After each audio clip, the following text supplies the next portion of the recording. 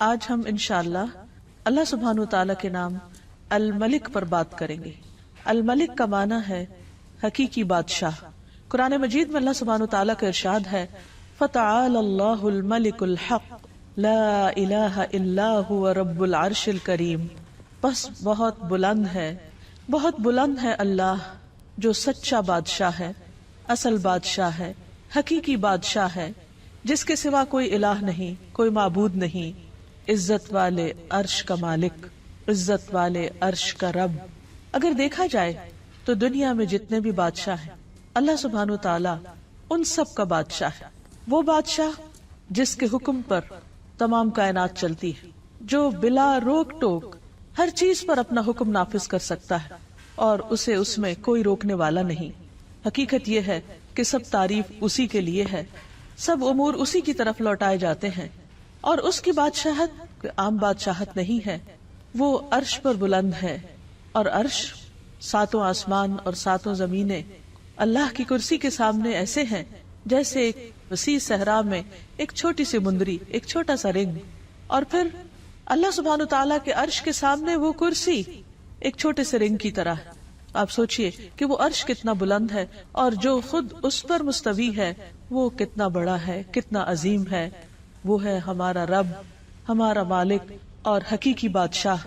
اور اس دنیا میں جتنے بھی کام امور پاتے ہیں، جتنی بھی چیزیں چل رہی ہیں، جو کچھ بھی ہو رہا ہے، دراصل وہ سب اسی کے حکم پر چل رہا ہے، اور اس پر اسی اکیلے کا فیصلہ نافذ ہے۔ وہ ہر چیز کو سنتا ہے، دیکھتا ہے اور اپنی مرضی کے مطابق چلاتا ہے۔ وہ ہر چیز کے پوشیدہ اور ظاہر سے آگاہ ہے۔ وہ جس کو جو چاہتا ہے عطا کرتا ہے، اور جس سے جو چیز چاہتا ہے روک لیتا ہے۔ وہ جس کو جیسے جتنا چاہے بدلہ دیتا ہے، جس کو چاہتا ہے عزت دیتا ہے، جس کو چاہتا ہے رسوا کر دیتا ہے، جس کو چاہتا ہے رزق دیتا ہے اور جس سے چاہے رزق روک لیتا ہے، جس کو چاہے زندگی دیتا ہے اور جس سے چاہے زندگی واپس لے لیتا ہے اور اس کو موت دے دیتا ہے۔ یہ ہے ہمارا رب، حقیقی بادشاہ۔ قرآن مجید میں سورۃ الحشر کی آخری آیات میں اللہ تعالیٰ فرماتے ہیں هو اللہ الذی لا الہ الا هو الملک، وہ اللہ جس کے سوا کوئی الہ نہیں، الملک حقیقی بادشاہ ہے، القدوس پاکیزہ نہایت پاک، السلام سراسر سلامتی، المؤمن امن دینے والا، المہیمن نگہبان، العزیز زبردست، غالب، الجبار سب پر غالب، المتکبر سب سے بڑا بن کر رہنے والا۔ سبحان اللہ پاک ہے اللہ، عما یشرکون ان سب چیزوں سے جنہیں وہ اس کا شریک ٹھہراتے ہیں۔ تو حقیقت یہ ہے کہ اللہ سبحانہ تعالیٰ کے ہیں اچھے اچھے نام، اور ان ناموں میں سے ایک خوبصورت نام الملک ہے۔ حضرت علی رضی اللہ عنہ کہتے ہیں کہ جب نبی صلی اللہ علیہ وسلم نماز کے لیے کھڑے ہوتے تو آغاز یوں کرتے اللہم انت الملک لا الہ الا انت، اے اللہ تو ہی بادشاہ ہے، تو ہی اصل بادشاہ ہے، تیرے سوا کوئی الہ نہیں۔ اور یہ اللہ کے رسول ہیں صلی اللہ علیہ وسلم جو اللہ سبحانہ تعالیٰ کی بادشاہت کا اعتراف کر رہے ہیں۔ آپ صلی اللہ علیہ وسلم نے یہ بھی فرمایا کہ اللہ تعالیٰ زمین کو مٹھی میں لے لے گا اور آسمانوں کو اپنے دائیں ہاتھ میں لپیٹ لے گا، پھر فرمائے گا انا الملک، انا الملک، میں ہوں اصل بادشاہ، میں ہوں اصل بادشاہ۔ اینا ملوک الارض، کہاں ہے زمین کے بادشاہ؟ اور اس دن بادشاہت صرف اور صرف اللہ ہی کے لیے ہوگی۔ الملک یومئذ للہ، آج حکومت، بادشاہت، اختیار، اقتدار، قبضہ سب صرف اور صرف اللہ کے ہاتھ میں ہے۔ نبی صلی اللہ علیہ وسلم نے فرمایا جب رات کا ایک تہائی حصہ گزر جاتا ہے تو اللہ تعالیٰ آسمان دنیا پر نزول فرماتے ہیں اور اعلان کرتے ہیں انا الملک، انا الملک، میں ہوں بادشاہ، میں ہوں بادشاہ، کون ہے جو مجھ سے دعا کرے تو میں اسے قبول کر لوں۔ یعنی بادشاہ حقیقی جو عرش عظیم کا مالک ہے وہ ہمیں پکارتا ہے اور ہم سے چاہتا ہے کہ ہم اس سے مانگیں اور وہ ان سب کو عطا کرے جو وہ چاہیں۔ کون ہے جو مجھ سے سوال کرے کہ میں اسے عطا کروں؟ کون ہے جو مجھ سے بخشش مانگے تو میں اسے بخش دوں؟ اور یہ اعلان مسلسل طلوع فجر تک ہوتا رہتا ہے۔ اس وقت بھی اللہ سبحانہ تعالیٰ اپنا تعارف الملک کے طور پہ کرواتے ہیں کہ بندو یاد رکھو میں ہوں تمہارا حقیقی بادشاہ، اور جو حقیقی بادشاہ ہے وہ بادشاہ مطلق ہے، ایبسولوٹ اتھارٹی ہے اس کے پاس، وہ جو جب جیسے چاہے کرے. تبارک الذی بیدہ الملک وہو علی کل شیء قدیر. بہت برکت والا ہے وہ جس کے ہاتھ میں ہر چیز کا کنٹرول ہے، بادشاہت ہے، اور وہ ہر چیز پر پورا اختیار رکھتا ہے، پوری قدرت رکھتا ہے.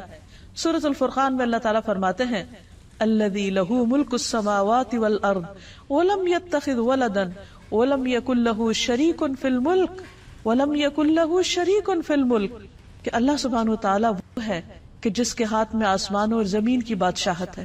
یعنی وہ صرف زمین کا نہیں بلکہ آسمانوں کا بھی بادشاہ ہے، اور آسمانوں میں جو مخلوق رہتی ہے اور جو کچھ بھی اس نے بنایا ہے ان سب کا بادشاہ حقیقی ہے.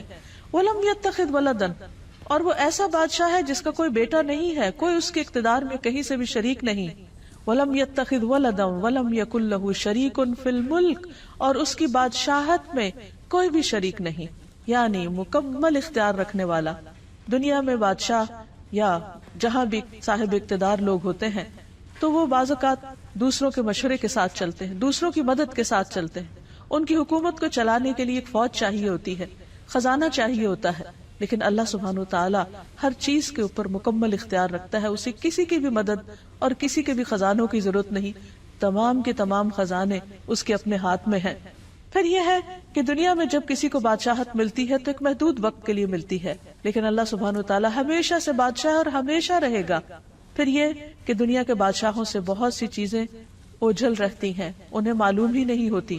بعض اوقات ان کے فیصلے عدل و انصاف پر مبنی نہیں ہوتے، بعض اوقات وہ فیصلے کر لیتے ہیں لیکن ان کے فیصلے نافذ ہی نہیں ہوتے، جبکہ اللہ سبحانہ وتعالی کا ہر فیصلہ علم اور حکمت پر مبنی ہوتا ہے اور اس کا ہر فیصلہ نافذ ہوتا ہے.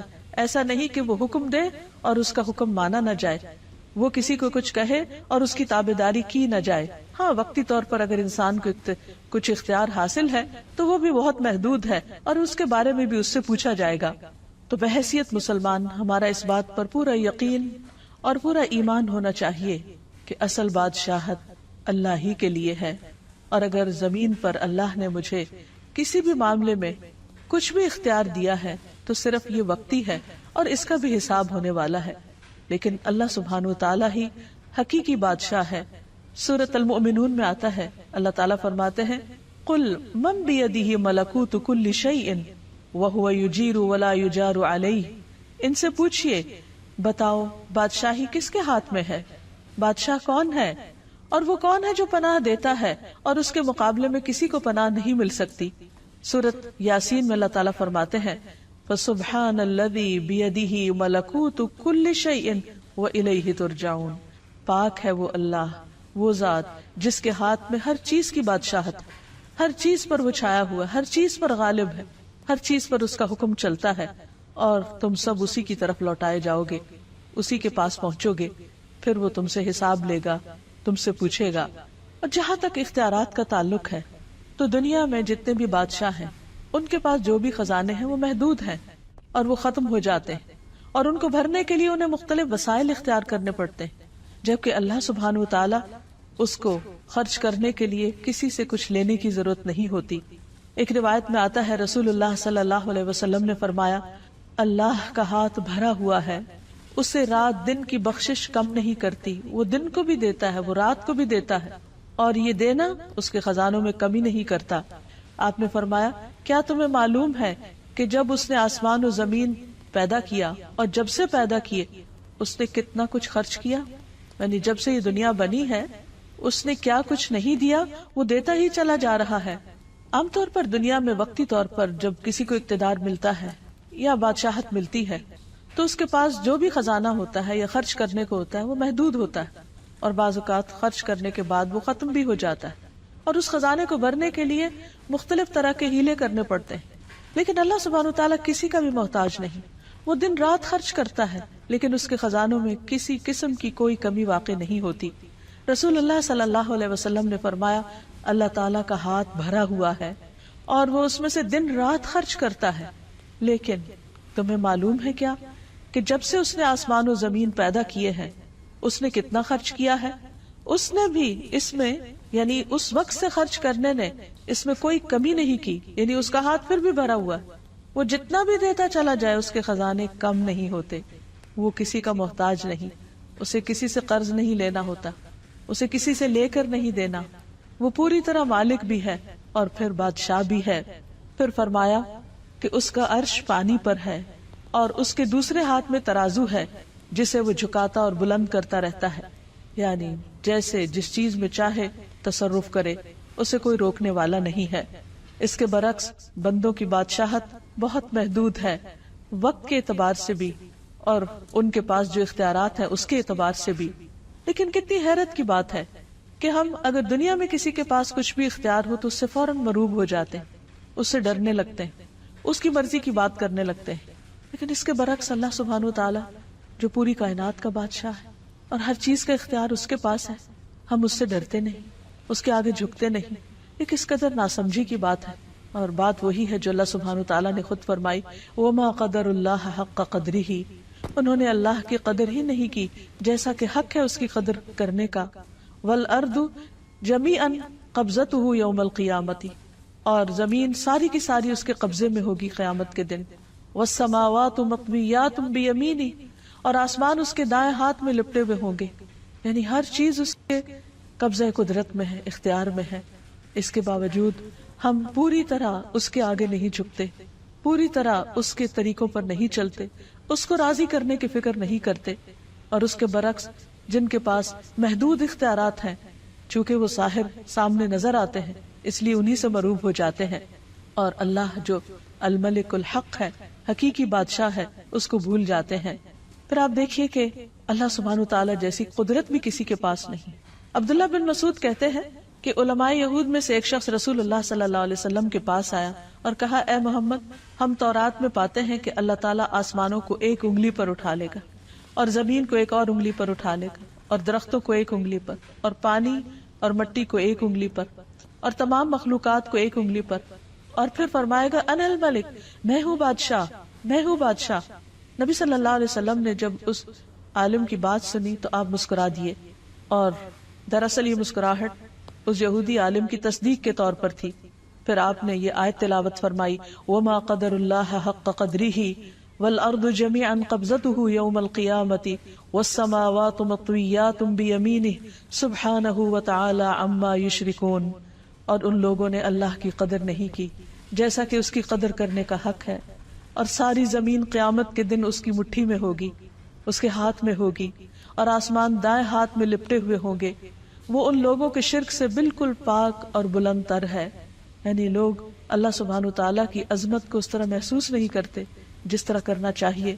پھر یہ بھی یاد رہے کہ اللہ سبحانہ وتعالیٰ کی بادشاہت میں کبھی بھی کسی قسم کی کوئی کمی نہیں آئے گی۔ اللہ تعالیٰ فرماتے ہیں، اگر تم سب اولین و آخرین، یعنی سارے کے سارے انسان، اور نہ صرف یہ کہ انسان بلکہ جن بھی، کہ تمہارے اول پہلے انسان سے لے کے آخری انسان تک، اور تمام کے تمام جن پہلے جن سے لے کر آخری جن تک، تم سب اس آدمی کے دل کی طرح ہو جاؤ جو سب سے زیادہ تقوی والا ہو، تو بھی تم میری سلطنت میں کچھ اضافہ نہیں کر سکتے۔ یعنی عام طور پر انسان یہ سمجھتا ہے کہ جب وہ عبادت کرتا ہے یا اللہ کی بندگی کرتا ہے یا کوئی بھی اس کی خاطر کام کرتا ہے تو شاید وہ اللہ تعالیٰ کو فائدہ پہنچاتا ہے، حالانکہ ایسا نہیں ہے۔ اللہ تعالیٰ فرماتے ہیں کہ اگر تم سارے سجدے میں بھی پڑے رہو تو اس سے میری حکومت، میری بادشاہت میں کچھ اضافہ نہیں ہوگا۔ اسی طرح اے میرے بندو، اگر تم سب اولین و آخرین، جن و انس، ایک آدمی کی طرح ہو جاؤ جو سب سے زیادہ بدکار ہے، تو پھر بھی تم میری سلطنت میں کسی قسم کی کوئی کمی نہیں کر سکتے۔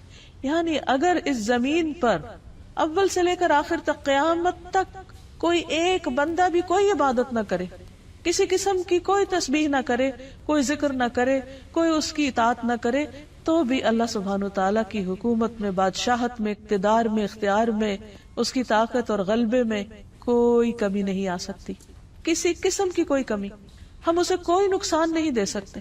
تو پھر یہ سب کچھ اصل میں خود ہمارے اپنے ہی فائدے میں ہے۔ جب ہم اللہ تعالیٰ کی عبادت کرتے ہیں اس کو تو کچھ نہیں ملتا، لیکن یہ عبادت ہمارے لیے باعث سعادت ہوتی ہے۔ جب ہم اس کا ذکر کرتے ہیں تو اس کو کچھ نہیں ملتا، اس لیے کہ زمین و آسمان کی ہر چیز اس کی تسبیح کر رہی ہے، لیکن یہ تسبیح اور یہ ذکر خود ہمارے اپنے دلوں کی تسکین کا باعث بنتا ہے۔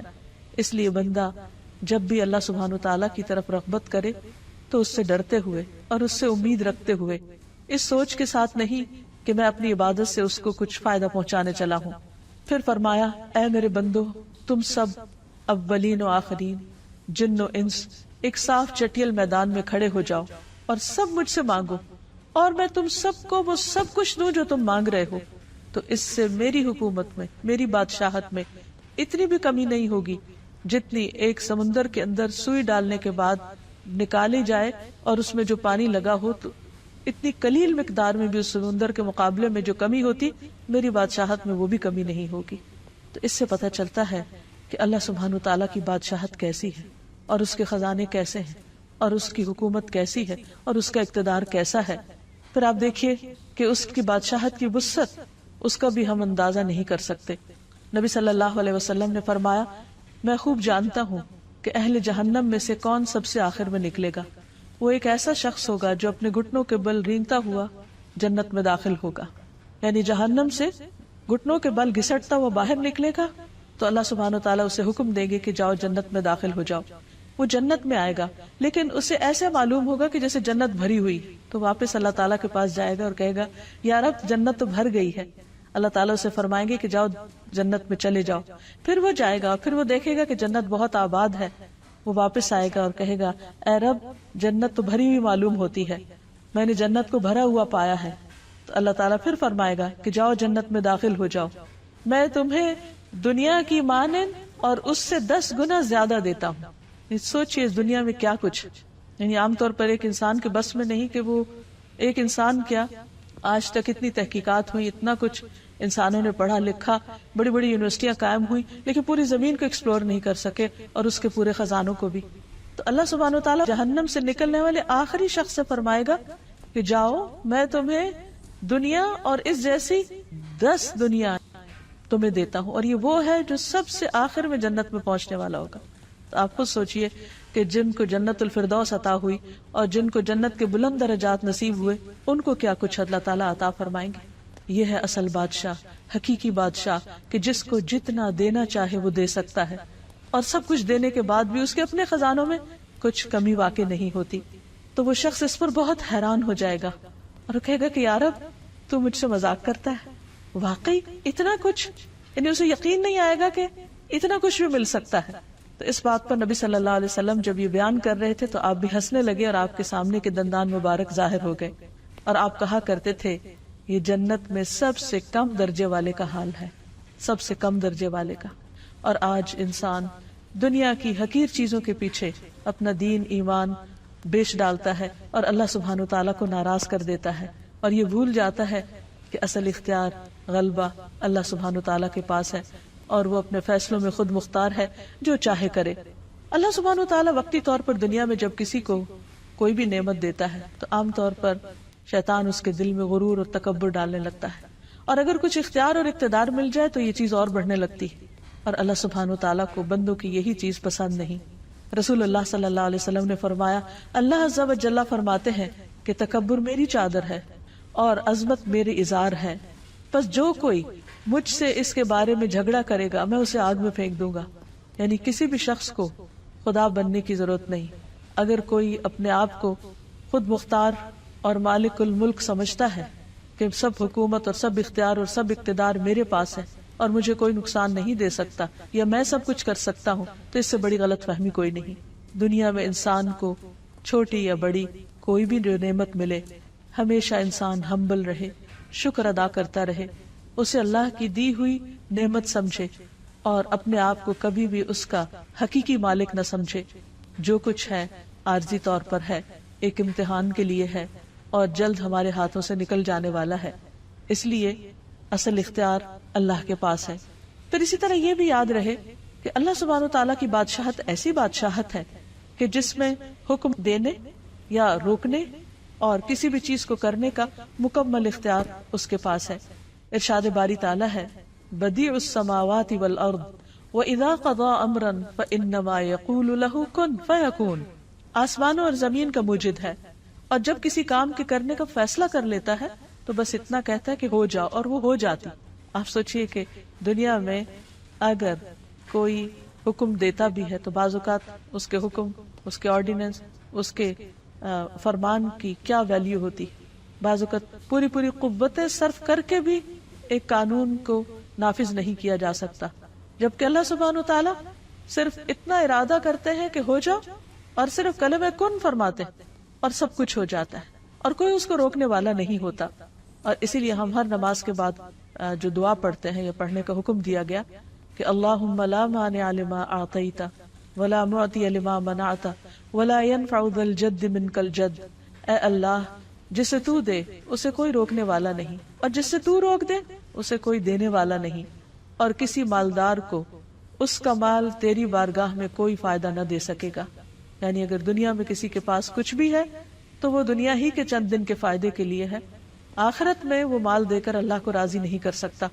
پھر آپ دیکھیے کہ مخلوق پر، یعنی انسان ہو یا باقی حیوانات ہو، یا جو بھی اللہ سبحانہ وتعالیٰ نے چیزیں بنائی ہیں، بڑے بڑے ستارے اور سیارے جن کی بڑائی کے بارے میں آج انسان تھوڑا بہت کچھ جانتا ہے، ان سب کو کنٹرول کس نے کیا ہوا ہے؟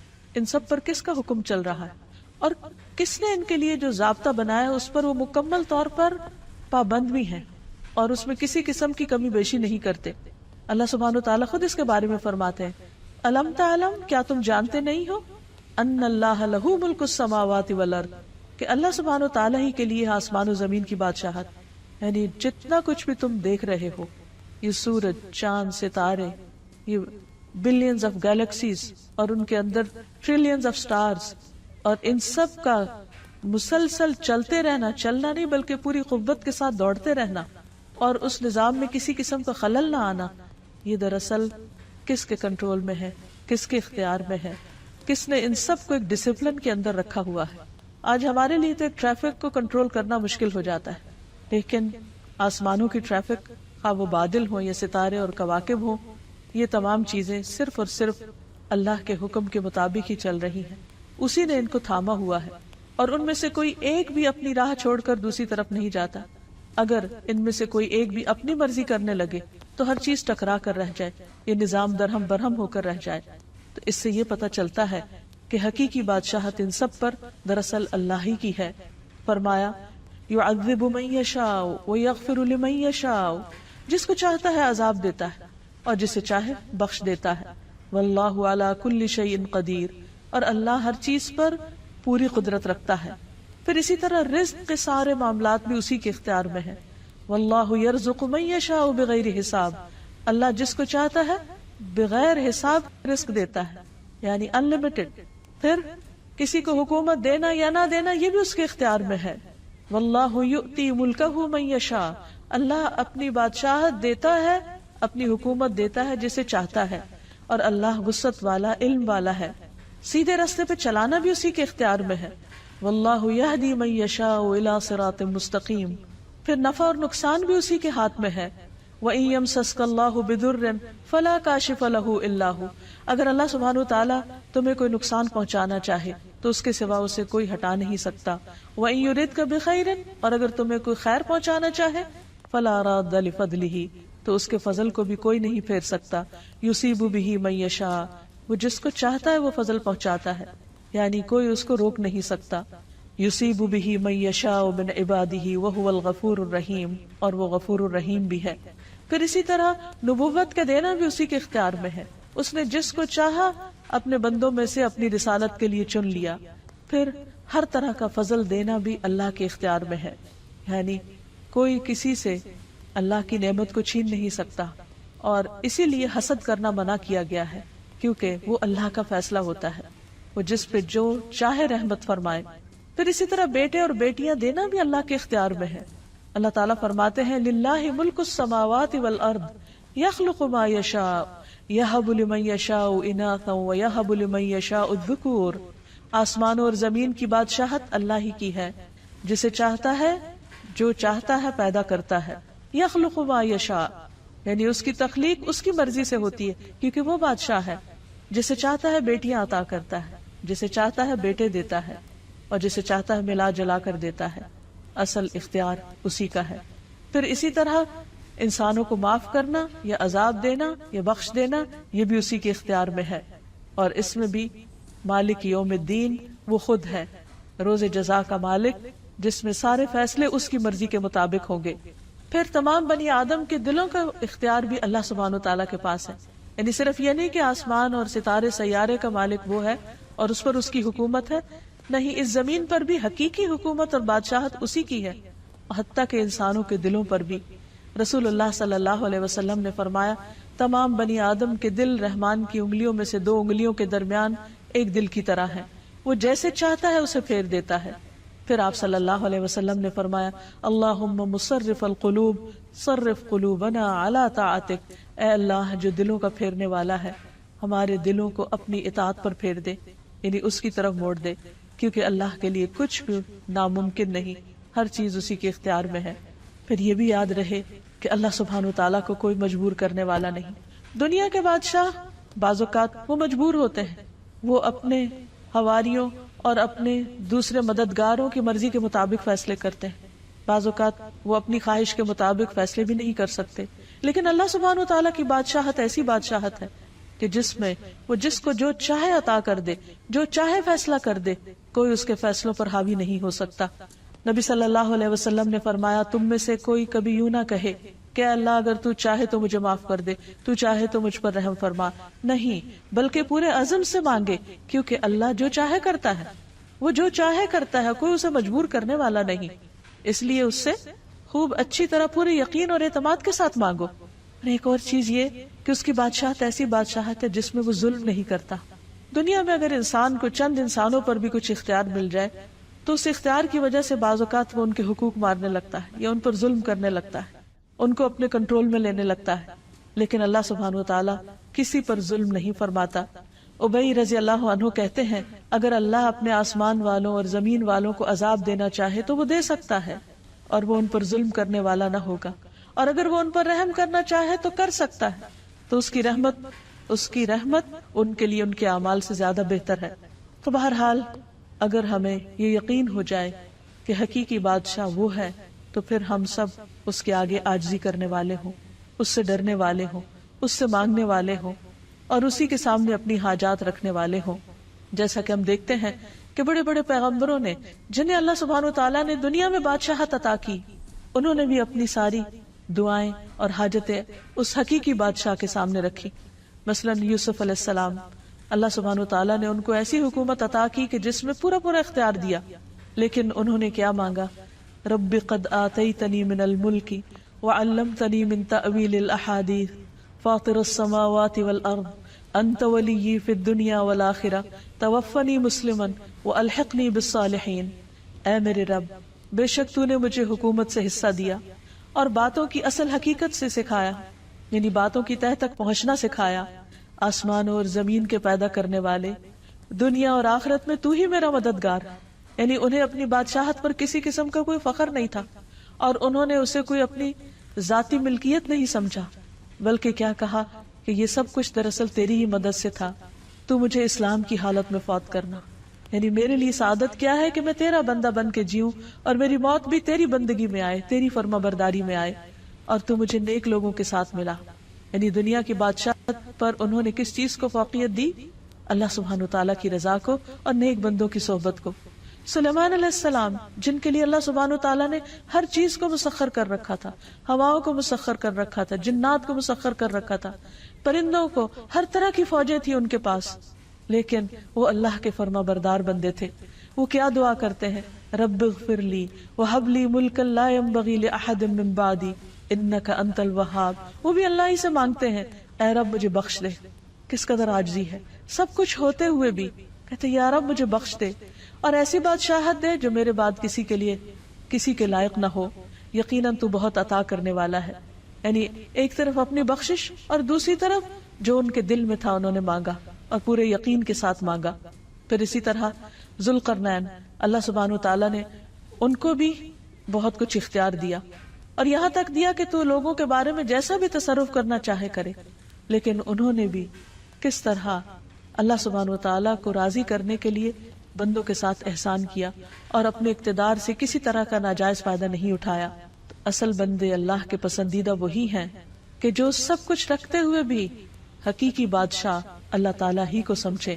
پھر اللہ سبحانہ تعالیٰ جب اس سے اس نام کے ساتھ دعا کی جاتی ہے تو وہ اس کو پسند فرماتا ہے. حضرت علی رضی اللہ تعالیٰ عنہ نے نبی صلی اللہ علیہ وسلم کی جو دعا نماز کے شروع میں کوٹ کی ہے، اس میں اللہ تعالیٰ کے حضور کس طرح عاجزی اور انکساری کا اظہار ہے. اللہم انت الملک، اے اللہ تو ہی بادشاہ ہے. لا الہ الا انت، تیرے سوا کوئی الہ نہیں. انت ربی، تو میرا رب ہے. وانا عبدک، اور میں تیرا بندہ ہوں. ظلمت نفسی، میں نے اپنی جان پہ ظلم کیا ہے. واعترفت بذنبی، اور میں اپنے گناہ کا اعتراف کرتا ہوں. فاغفر لی ذنوبی جمیعا، اللہ تو میرے سارے گناہوں کو معاف کر دے. انہ لا یغفر الذنوب الا انت، تیرے سوا گناہوں کو کوئی معاف نہیں کر سکتا. واہدنی لاحسن الاخلاق، اللہ مجھے بہترین اخلاق عطا کر. لا یہدی لاحسنها الا انت، تیرے سوا بہترین اخلاق کی طرف کوئی رہنمائی نہیں کر سکتا. واصرف عنی سیئها لا یصرف عنی سیئها الا انت، اور تو مجھ سے میری برائیاں دور کر دے، ان برائیوں کو کوئی دور نہیں کر سکتا سوائے تیرے. پھر اسی طرح نبی صلی اللہ علیہ وسلم قیام کی حالت میں یہ دعا پڑھا کرتے تھے. سبحان ذی الجبروت والملکوت والکبریاء والعظمہ. آپ صلی اللہ علیہ وسلم کا مقام کتنا بلند ہے، لیکن جب اللہ کے حضور ہاتھ باندھ کر کھڑے ہوتے تو کس طرح اپنے رب کی تعریف بیان کرتے. سبحان ذی الجبروت والملکوت والکبریاء والعظمہ، پاک ہے وہ جو طاقت والا، سلطنت والا، کبریائی والا اور عظمت والا ہے. جو شخص جتنی زیادہ اللہ کی معرفت رکھتا ہے اتنے ہی خوبصورت الفاظ میں اللہ سبحانہ وتعالیٰ کو یاد کرتا ہے. پھر اسی طرح جو اللہ سبحانہ وتعالیٰ کے پسندیدہ کلمات ہیں ان میں سے لا الہ الا اللہ وحدہ لا شریک لہ لہ الملک ولہ الحمد وہو علی کل شیء قدیر ہے. نبی صلی اللہ علیہ وسلم جب نماز کے بعد سلام پھیرتے تو یہ کلمہ پڑھا کرتے تھے ہر نماز کے بعد کہ اللہ کے سوا جو صرف ایک ہے، کوئی اور معبود نہیں، اس کا کوئی شریک نہیں. لہ الملک، ساری بادشاہت اسی کی ہے اور سب تعریف بھی اسی کی ہے اور وہ ہر چیز پر قادر ہے.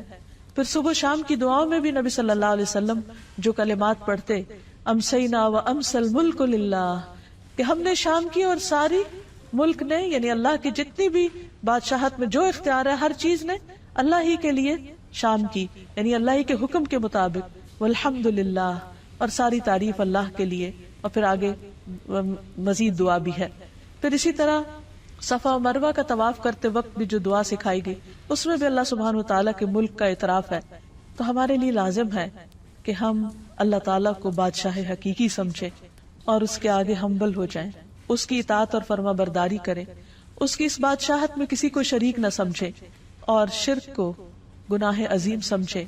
اللہ کے سوا کسی اور کو اختیار والا نہ سمجھے، کیونکہ سب کے پاس جو بھی اختیار ہے وہ محدود ہے اور حقیقی معنوں میں دینے والا اللہ سبحانہ وتعالی ہے، اور اس سے شدید محبت کرنے والے ہوں کیونکہ وہ ہر چیز کا مالک ہے، دنیا کی بھی اور آخرت کی بھی. اور پھر اس سے ملاقات کا شوق بھی ہمارے اندر ہو. جب دنیا میں کسی بڑے انسان کے بارے میں ہم سنتے ہیں تو اس سے ملنے کا شوق ہوتا ہے، اس کے قریب ہونے کا شوق ہوتا ہے، لیکن کیا ہم اللہ کی بڑائی کو سمجھتے نہیں کہ اس کے قرب اور اس کی ملاقات کا کوئی شوق نہیں ہمارے دل میں؟ نہیں. اگر ہم واقعی اس کی عظمت کو پہچان جائیں تو پھر اس سے ملاقات کا شوق بھی ہمارے دل میں ہو اور اس کا قرب بھی چاہیں. اور اس کا قرب نماز کے ذریعے حاصل ہوتا ہے. اس نے خود ہمیں بتا دیا واسجد واقترب، سجدہ کرو اور قریب ہو جاؤ، کیونکہ وہ عظیم بادشاہ ہے اور جب اس کو خوش کر دیں گے تو وہ ہمیں خوش کر دے گا. جیسے موسیٰ علیہ السلام اپنی قوم سے آگے فوراً اللہ سبحانہ وتعالیٰ کی طرف بڑھے. اللہ تعالیٰ نے پوچھا کہ کیا چیز تجھے سب سے پہلے آگے لے آئی؟ وہ کیا چیز تھی جو انہیں اللہ سبحانہ وتعالیٰ کی طرف دوڑا رہی تھی؟ اس کی ملاقات کا شوق تھا. تو اللہ سبحانہ وتعالیٰ ہم سب کو اپنی ملاقات کا شوق دے اور اپنی عظمت کا احساس دے. وآخر دعوانا ان الحمد للہ رب العالمین.